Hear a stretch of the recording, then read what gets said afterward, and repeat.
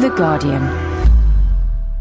What's your reaction to this video? Deeply shocking, although I'm not surprised because there's been so many incidents where information has been put into the public domain that subsequently turns out not to be true, that, although it's very shocking, it's not that surprising that something like this actually happened in the lead up to Mr. Tomlinson's death. What does this video say about the police response in the hours after Mr. Tomlinson's death?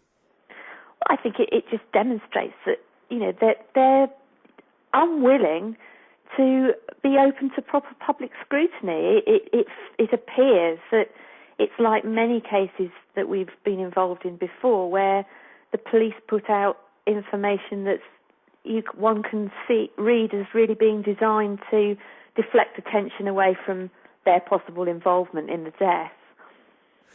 Do you think the Metropolitan Police has learned the lessons from the death at Stockwell tube station in 2005 of the Brazilian Jean Charles de Menezes? No, I don't, because I think it's virtually a repetition of the same kind of misinformation. Again, trying to turn public attention away from police conduct.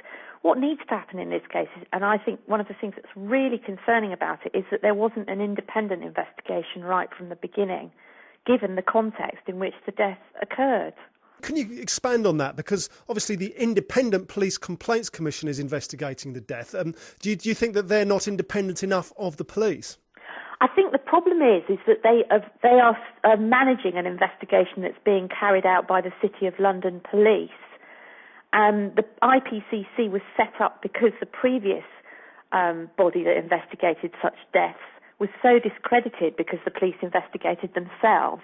And yet here we have a death occurring during a demonstration around a very high-profile event. And I think that what should have happened is that the IPCC should have instigated an independent investigation immediately, so that the public and the family could have confidence in the investigation. And do you support calls for a criminal inquiry into this death? Well, I think any inquiry that's going on at the moment will encompass, the possibility of any kind of criminal charges. I think that what people need to understand is that when a death occurs like this, the investigation is an investigation that could possibly lead to criminal charges.